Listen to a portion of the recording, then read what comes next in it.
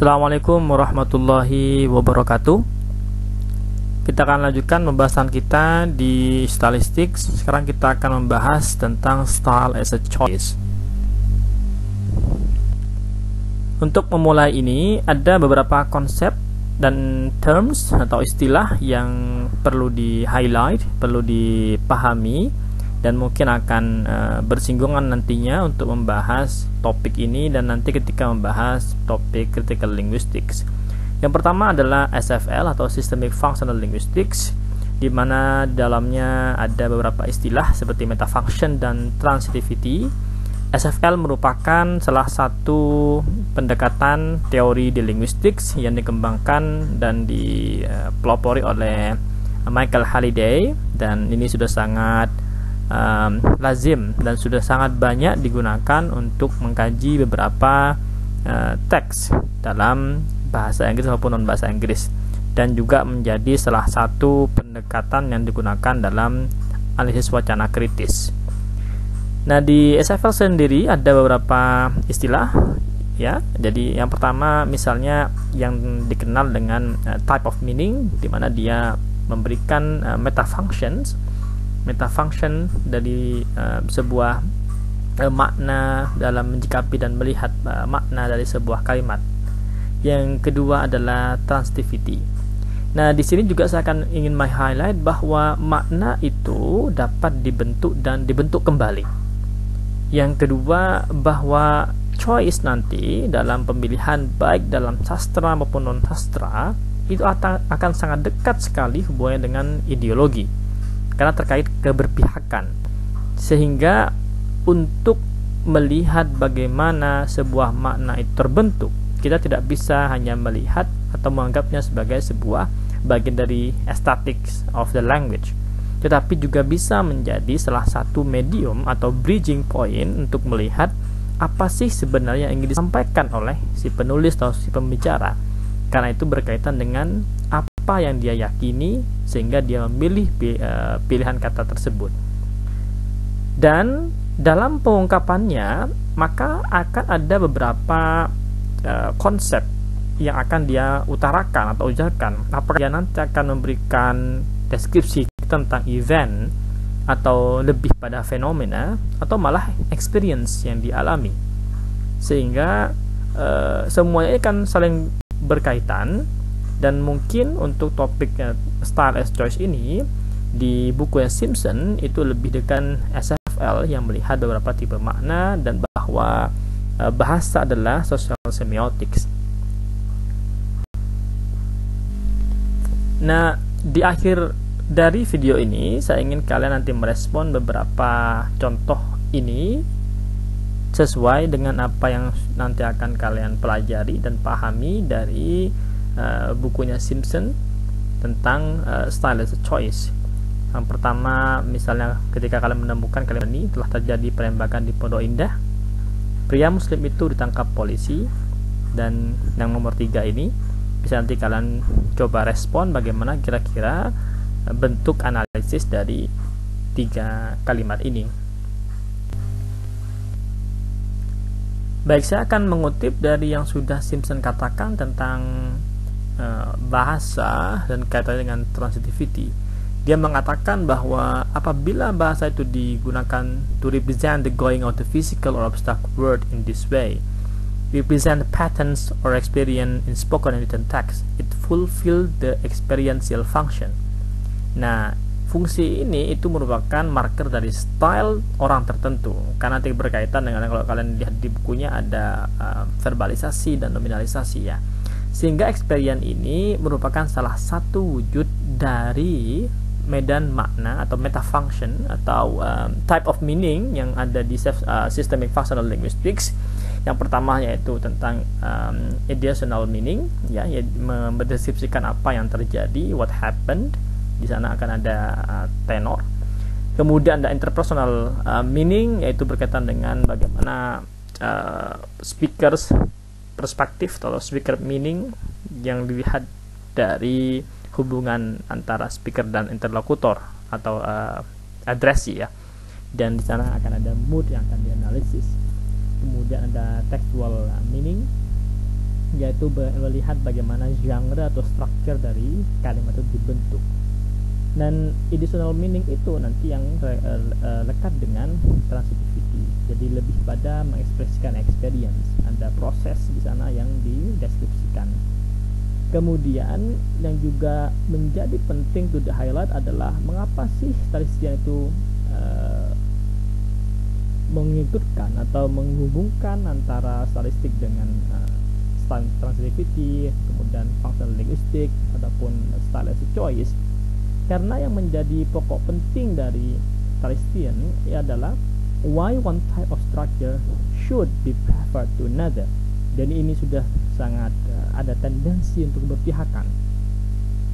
Why or from possibly several ways of presenting the same happening. Jadi kalau ada kata yang dapat mendeskripsikan hal yang sama, mengapa kemudian seseorang penulis ataupun pembicara memilih kata yang lain atau struktur yang lain atau experience yang lain yang dia gunakan? Maka itu menjadi daya tarik dari ketertarikan dari statistician. Kemudian mengapa sesuatu itu, pilihan itu harus mendapatkan privilege, ya, baik itu secara conscious ataupun tidak conscious. Nah, itulah yang menjadi beberapa poin penting untuk dikaji dalam statistik, karena ternyata pemilihan kata, pemilihan struktur kalimat, pendeskripsian fenomena atau event itu tidak netral, tetapi ada keberpihakan dari seorang penulis yang itu dapat dipengaruhi oleh beberapa hal. Misalnya faktor lingkungan di mana dia berada, faktor bacaan yang sudah dibaca oleh penulis atau pembicara, faktor sosial politik di mana dia akan berbicara. Kalau itu berupa karya sastra, maka bisa jadi pemilihan kata dalam karyanya dia merupakan pengejauhan tahan dari apa yang sudah dialami sebelum-sebelumnya, dari fenomena sosial, fenomena politik, dan lain sebagainya, atau dari banyaknya input yang masuk pada si penulis. Sehingga sebagaimana yang telah dijelaskan sebelumnya, kita dapat melihat karakteristik seseorang, identiti seseorang dari karyanya, dari pilihan kata, dari diksi, dari kalimat yang dia gunakan. Tetapi sekali lagi, identitas itu tidaklah statis tapi dynamic, sehingga tidak bisa melihatnya hanya sebagai sebuah entitas tunggal. Oleh karena itu, sekali lagi pemilihan diksi, gaya bahasa ataupun style dari sebuah karya itu nanti bisa kita tengarai sebagai bukan sebuah entitas yang netral, tapi memiliki keberpihakan atau ada tendensi ideologi.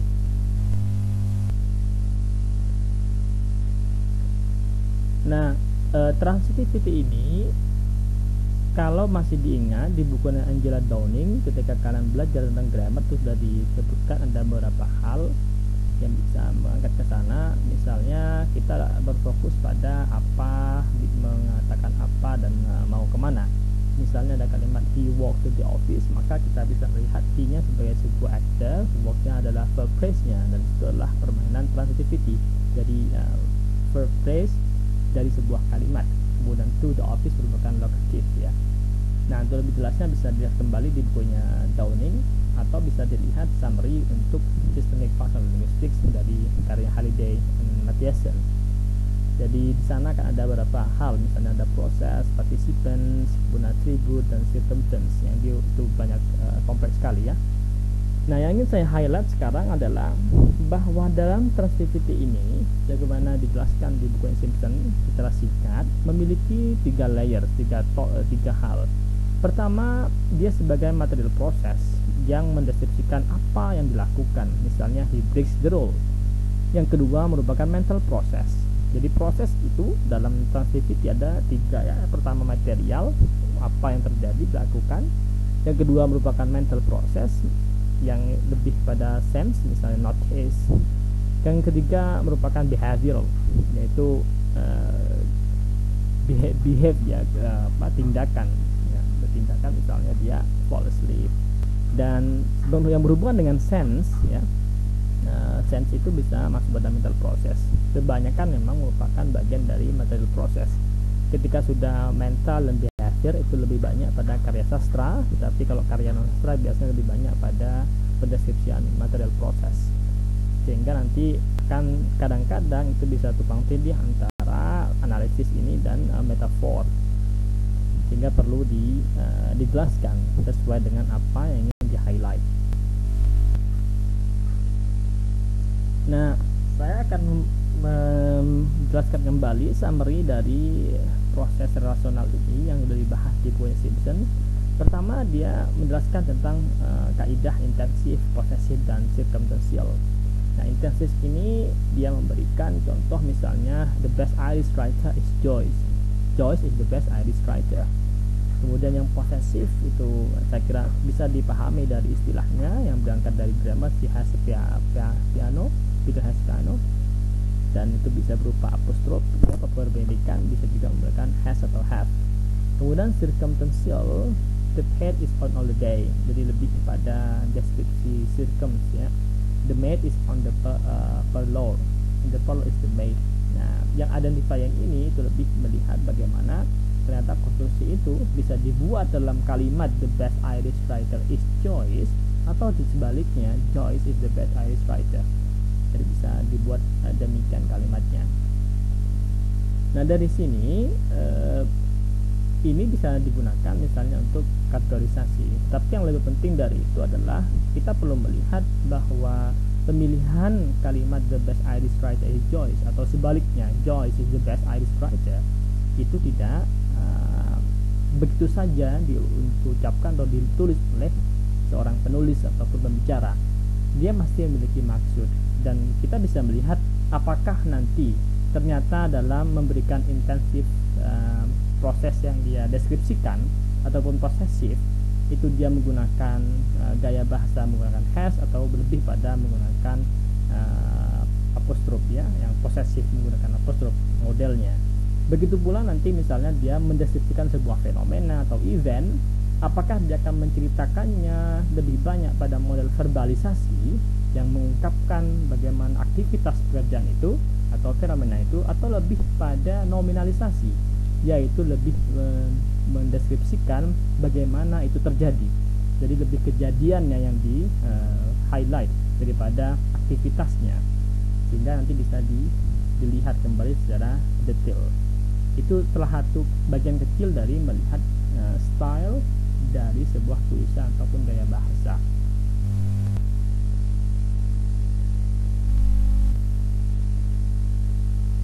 Nah, saya ingin memberikan contoh dari salah satu cerita pendek yang diambil dari website Lakon Hidup. Jadi misalnya di sini di cerpennya dia menggunakan kata-kata misalnya ikan-ikan itu akan ia bakar di tungku, dan tentu memberinya bumbu-bumbu hingga membuat perutnya terasa begitu lapar dan mencium aromanya yang menusuk hidung. Nah, sebelum ke sana kita bisa melihat bahwa di sana ada susunan kalimat ikan-ikan itu akan dibakar, kemudian ada beberapa penggunaan reference ya, reference atau pronoun dalam istilah pragmatik namanya deictic atau domir dalam bahasa Arabnya, sehingga dia suaminya, kepulangannya, kesukaannya, suaminya, juga suaminya, dan itu berulang-ulang sehingga itu merupakan pattern yang ingin dia sampaikan, dan dia menulisnya dengan model ini. Kemudian ada kata ia bakar di tungku, dan tentu memberinya bumbu-bumbu. Juga ada pengulangan suara vowel ya yang berulang-ulang untuk membuat kalimat lebih indah.